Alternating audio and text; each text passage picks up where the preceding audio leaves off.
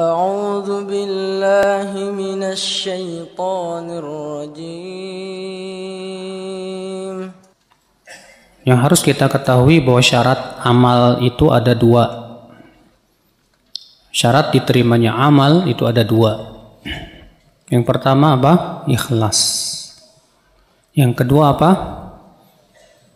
Sesuai dengan sunnah Rasulullah Sallallahu Alaihi Wasallam, sesuai dengan tuntunan Rasulullah Sallallahu Alaihi Wasallam.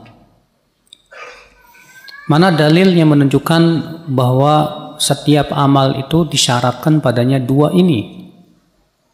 Itu dalam surat Al-Kahfi ayat 110. Allah berfirman, "Faman kana yarju liqa'a rabbih falya'mal 'amalan shalihan wa la yusyrik bi ibadati rabbih ahada." Barang siapa yang menginginkan pertemuan dengan Rabb-Nya, maka hendaklah ia beramal saleh dan tidak mempersekutukan Allah sedikit pun juga. Kata Ibnu Katsir dalam tafsirnya, ini ayat adalah merupakan dalil bahwa syarat diterima amal itu dua. Yang pertama ikhlas, yang kedua mutaba'ah. Itu sesuai dengan tuntunan Rasulullah Sallallahu Alaihi Wasallam. Iya. Nah, kalau misalnya ikhlas tapi tidak sesuai dengan tuntunan Rasul, diterima tidak? Tidak. Ya, kenapa? Karena Rasulullah SAW sabda, "Man amila amalan laisa alaihi amruna fahuwa raddun." Siapa yang mengamalkan suatu amalan yang tidak ada di atasnya contoh perintah dari kami, maka ia tertolak, kata Rasulullah SAW. Atau sebaliknya, kalau ternyata sesuai dengan tuntunan Rasul tapi tidak ikhlas, diterima tidak? Juga tidak. Berarti kapan diterima? Kalau terpenuhi dua syarat tadi, ikhlas dan sesuai dengan tuntunan Rasulullah. Makanya setiap kali mau beramal, amal apapun yang hendak kita amalkan, tanyakan dua perkara ini. Tanyakan, saya sudah ikhlas belum? Oke, sudah ikhlas, alhamdulillah. Tanyakan yang kedua, perbuatan yang saya lakukan ini sesuai nggak dengan tuntunan Rasulullah? Ada tidak contohnya dari Rasulullah Sallallahu Alaihi Wasallam? Kalau tidak ada, jangan dilakukan. Iya, karena syariat itu milik siapa? Milik Allah. Berarti yang berhak untuk membuat syariat dalam agama ini siapa? Allah saja. Rasulullah saja tidak berani membuat syariat. Rasulullah SAW kalau belum ada perintah dari Allah, belum ada wahyu dari Allah, beliau tidak berani. Banyak sekali kejadian-kejadian yang menunjukkan kepada hal itu. Ketika ada seseorang datang ke Rasulullah dan bertanya, "Wahai Rasulullah, aku sedang berihram. Sementara kutuku ini, ya Rasulullah, banyak sekali di rambutku dan berjatuhan. Dan itu membuat aku tersiksa.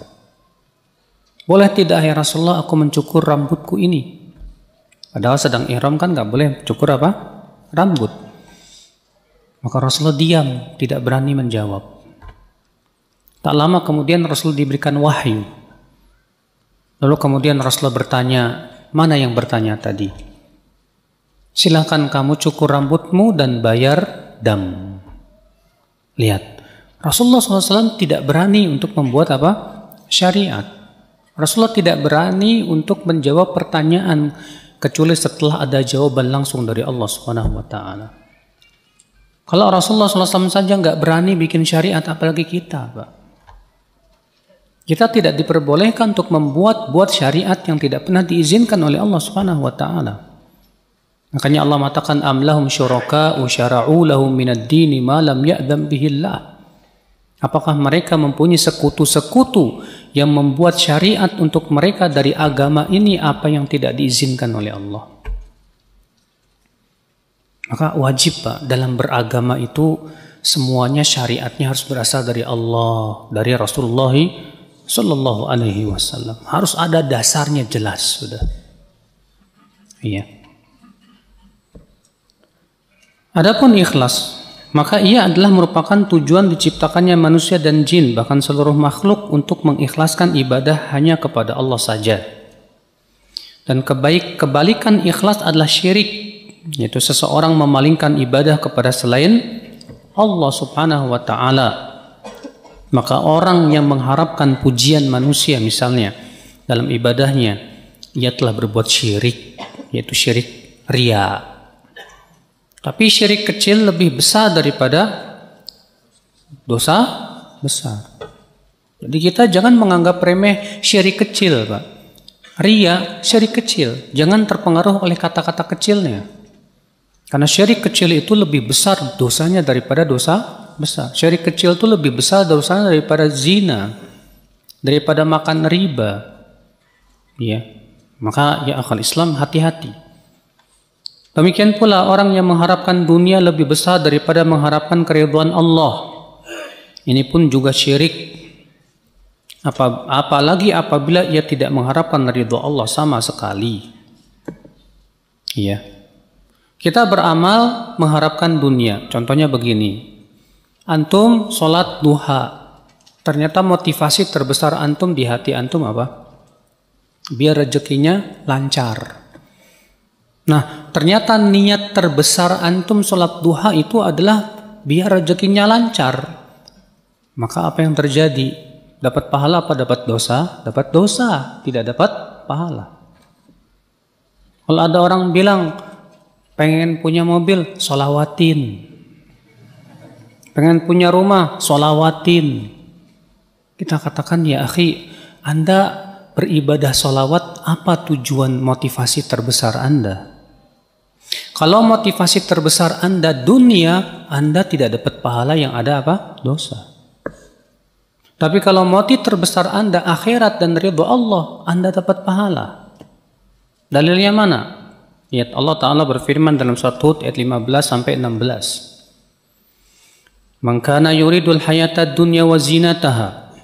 Siapa yang menginginkan kehidupan dunia dan perhiasannya, maka kami akan berikan sesuai dengan apa yang ia inginkan dari amalannya tersebut tanpa dikurangi. Dalam ayat ke-16 apa? Ulaika alladzina laisa lahum fil akhirati illa an-nar wa habita ma sana'u fiha wa batilu ma kanu ya'malun. Mereka itu di akhirat tidak mendapatkan apa-apa kecuali api neraka. Bayangkan. Dan batal apa yang mereka usahakan dan sia-sia apa yang mereka amalkan. Makanya kalau ternyata niat kita yang terbesar dunia, Pak, dari amalan soleh kita, yang kita dapatkan dosa, bukan pahala.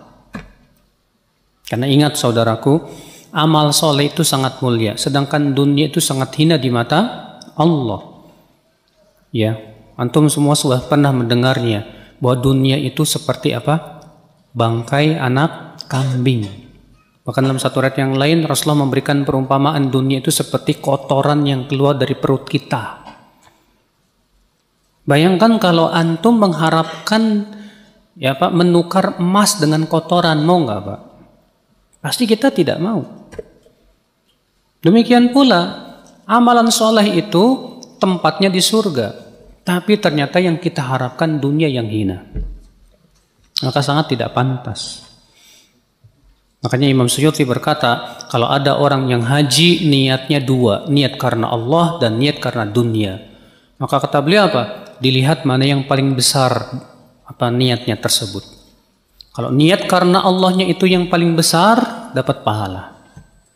Kalau niat karena dunianya itu yang paling besar, maka dapat dosa.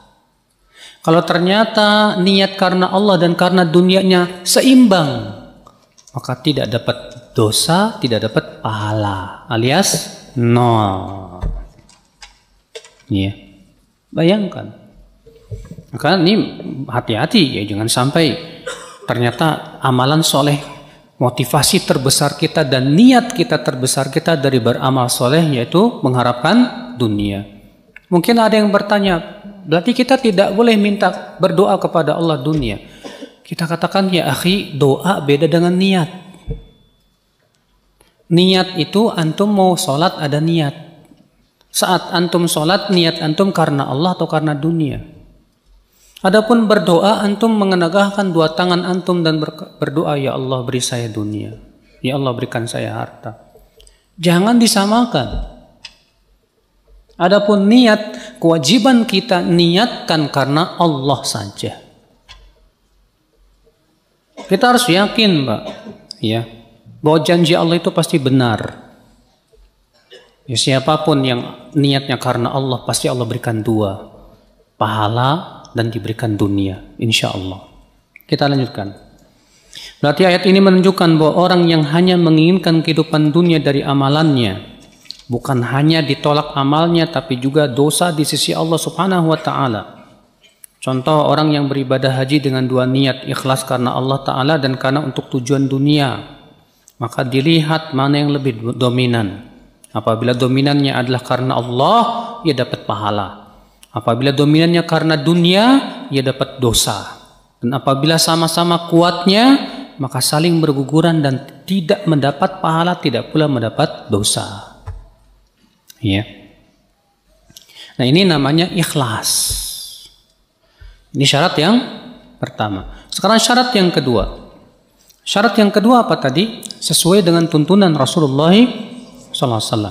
Adapun sesuai dengan contoh Rasul itu harus pada 6 perkara. Artinya sesuai dengan tuntunan Rasulullah dalam 6 perkara. Yang pertama, sesuai dengan tata caranya. Yang kedua, sesuai dengan apa? Tempatnya. Yang ketiga, sesuai dengan apa? Waktunya. Yang keempat, sesuai dengan apa? Jumlahnya. Yang kelima, sesuai dengan apa? Sebabnya. Yang keenam, sesuai dengan apa? Jenisnya. Tata caranya. Setiap ibadah yang sudah ditentukan tata caranya tidak boleh dirubah-rubah. Contoh misalnya Rasulullah menjelaskan kepada kita cara sholat. Cara sholat itu dimulai dari takbiratul ihram, diakhiri dengan salam. Maka siapa yang kemudian sholatnya dibalikin salam dulu baru kemudian mundur gitu, diterima tidak, Pak? Tidak diterima. Dan ibadah yang tidak ditentukan tata caranya dalam syariat, jangan mengkhususkan cara tertentu. Contoh misalnya zikir la ilaha illallah, tidak ada tata caranya. Allah hanya menyuruh wadhkur rabbaka fi nafsika tadarruan wa khifatan wa dunal jahri minal qaul. Berzikirlah kepada Rabbmu dalam dirimu dengan penuh tadarru dan rasa takut dengan suara yang tidak dikeraskan. Nah, Allah tidak menyebutkan caranya bagaimana. Kemudian antum bikin cara sendiri dengan cara putar-putar kepala. La ilaha illallah, la ilaha illallah. Ya. Kita katakan mana dalilnya? Ya. Kita katakan tidak ada satupun Rasulullah mencontohkan itu. Rasulullah tidak pernah menyebutkan tata caranya. Maka suatu ibadah yang tidak pernah ditentukan caranya, jangan kita khususkan cara tertentu. Ya. Yang kedua, tempatnya. Ibadah yang sudah ditentukan tempatnya tidak boleh dirubah-rubah. Tidak boleh diubah-ubah. Yang namanya haji tempatnya di mana, Pak? Hah? Di Mekah, Mina, Arafah, Musdalifah. Yang namanya tawaf tempatnya di mana, Pak? Di Ka'bah. Nah, kalau misalnya antum tawafnya di mana, misalnya di Cirebon, benar nggak? Ya nggak diterima lah. Ah, kita mau bikin haji aja, nggak usah jauh-jauh ke sana. Ya, daripada jauh-jauh ke sono kita bikin aja Ka'bah sendiri, Mina sendiri, Musdalifah sendiri. Haram dengan ijma' semua kaum muslimin. Karena sudah ditentukan tempatnya oleh Allah dan Rasulnya, di sana tuh mau haji itu. Ya. Demikian pula ibadah yang tidak pernah ditentukan tempatnya, jangan mengkhususkan tempat tertentu dengan keyakinan ada keutamaan. Contoh misalnya, yang namanya zikir, pada asalnya tidak ada tempat yang dikhususkan. Tapi antum misalnya mengkhususkan suatu tempat yang antum anggap ini ada keutamaan, padahal tidak ada dalil. Maka ini tidak diperbolehkan, akhwal Islam, azani Allah wa iyyakum. Kemudian yang ketiga, waktunya. Maka setiap ibadah yang sudah ditentukan waktunya jangan dirubah-rubah. Waktu sholat duhur dari semenjak matahari sudah tergelincir sampai bayangan seseorang sama dengan tubuhnya, kata Rasulullah. Waktu sholat asar dari semenjak bayangan seseorang sama dengan tubuhnya sampai matahari terbenam, kata Rasulullah. Nah, ini waktunya sudah ditentukan. Waktu haji sudah ditentukan. Waktu puasa Ramadan sudah ditentukan. Maka yang sudah ditentukan waktunya jangan dirubah-rubah, jangan diubah-ubah. Demikian pula ibadah yang tidak ditentukan waktunya jangan dikhususkan waktu tersendiri tanpa dalil. Saya Ustadz mau zikir khusus di hari kelahiran saya. Kamu lahir hari apa? Hari Selasa. Iya. Jadi saya mau zikir aja di hari Selasa sebagai rasa syukur kepada Allah. Gak boleh. Masa zikir gak boleh? Bukan zikir gak boleh. Zikir bagus, tapi kamu mengkhususkan zikir di satu waktu dan kamu punya keyakinan di situ ada keutamaan, kamu sudah membuat syariat baru. Ya. Allah tidak pernah menentukan kapan waktu zikir yang utama, ya kecuali yang ditunjukkan dalil seperti di hari-hari tasyrik. Itu memang waktu zikir yang sangat utama. Jadi 10 awal bulan Dzulhijjah itu zikir yang paling utama. Tapi zikir yang sifatnya mutlak tidak boleh dikhususkan di hari kelahiran misalnya. Maka saudara-saudaraku sekalian, yang keempat, jumlah. Maka setiap ibadah yang sudah ditentukan jumlahnya tidak boleh diubah-ubah. Rasulullah mensyariatkan nih, habis zikir, habis sholat, zikir subhanallah 33 kali, alhamdulillah 33 kali, Allahu Akbar 33 kali, la ilaha illallah wahdahu la syarikalah, lahul mulku wa lahul hamdu wa huwa ala kulli syai'in qadir, berapa? Sekali. Lalu ada orang berkata, terlalu sedikit itu. Saya mau subhanallah 330. Alhamdulillah 330, Allahu Akbar 330, la ilaha illallah sampai seterusnya 10 jadi 1000. Wah, banyakkan saya daripada kamu. Kita katakan, ya akhi, kamu lebih pintar dari Rasulullah ya. Rasulullah yang menentukan untuk kita 100, kamu mau tambah. Seakan-akan ya kamu mengatakan, Rasulullah tuh nggak tahu kebaikan. Saya lebih tahu dari dia. La ilaha illallah. Maka ya akhi, sesuatu yang sudah ditentukan oleh Rasulullah jangan diubah-ubah, jangan. Demikian pula tidak boleh zikir yang tidak ada ketentuannya jumlahnya. Kita tentukan jumlah sendiri, apalagi dengan ada keutamaan tertentu. Nih ya, biar enteng jodoh, ucapan la ilaha illallah 5000 kali. Kita katakan mana dalilnya, Pak? Biar enteng jodoh, ucapin la ilallah 5000 kali. Udah menentukan jumlah tanpa dalil, sudah begitu menentukan keutamaan tanpa dalil. Iya. Nih biar kamu bisa kawin lagi ya. Ya. Misalnya, ucapin sekian ribu. Wah, ini semua bid'ah dalam agama, Pak.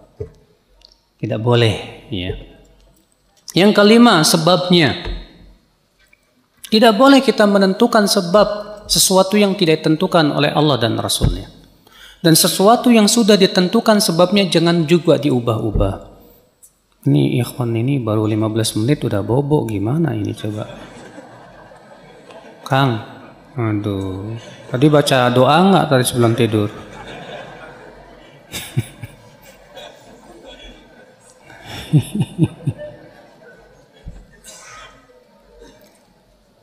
Jadi ibadah yang sudah ditentukan sebabnya jangan diubah. Contoh misalnya setelah bersin dianjurkan baca apa? Alhamdulillah. Boleh enggak setelah bersin kita ucapkan subhanallah? Nggak boleh. Iya. Atau setelah bersin kita ucapkan la ilaha illallah, boleh? Nggak boleh. Setelah bersin haji, alhamdulillah. Dijawab sama temannya apa? Yarhamukallah. Dijawab lagi apa? Yahdikumullah wa yuslih balakum. Nah, ini nggak boleh diubah-ubah sama yang lain, Pak. Demikian pula ibadah yang tidak ditentukan sebabnya, jangan bikin sebab sendiri. Ini banyak sekali di zaman sekarang nih Pak, misalnya doa ngobatin bisul. Benar. Itu dalam kitab-kitab mujarobat itu ada itu. Bacakan bisul sambil dibaca ayat yas'alunaka 'anil jibal faqul yansifuha rabbi nasfa wa yadharuha ya qa'an safsafa. Mereka bertanya kepadamu tentang gunung, katakanlah Allah akan menghancurkan sehancur-hancurnya. Gunung aja hancur apalagi bisul, katanya. Allah. Nah ini kita katakan mana dalilnya Rasulullah SAW mengajarkan seperti itu. Memang ada riwayat yang boleh kita meruqyah dengan ayat-ayat tertentu seperti Al-Fatihah dan yang lainnya. Tapi menentukan suatu ayat bahwa ini khasiatnya buat bisul, mana dalilnya? Iya. Nah ini yang kelima sebabnya. Yang keenam jenisnya. Ya, sesuatu yang sudah ditentukan jenisnya oleh Rasulullah jangan diubah-ubah. Yang namanya ibadah kurban sudah ditentukan jenisnya. Apa? Unta, sapi, kambing. Tidak boleh antum bilang saya mau pakai ini Ustaz, jerapah. Jerapah kan mahal. Kita kata oh nggak bisa. Ada lagi bilang saya mau pakai ayam 1000 ekor. Nggak bisa. Kenapa? Karena jenisnya sudah ditentukan oleh Rasulullah SAW. Ya. Nah ini, maka ibadah yang telah ditentukan tata caranya, atau waktunya, atau tempatnya, atau jumlahnya, atau sebabnya, atau jenisnya tidak boleh diubah-ubah. Adapun ibadah yang belum ditentukan tata caranya, waktunya, tempatnya, jumlahnya, sebabnya, jenisnya, maka tidak boleh kita menentukan sendiri dengan keyakinan adanya keutamaan di situ kecuali dengan dalil. Kecuali dengan apa? Dalil.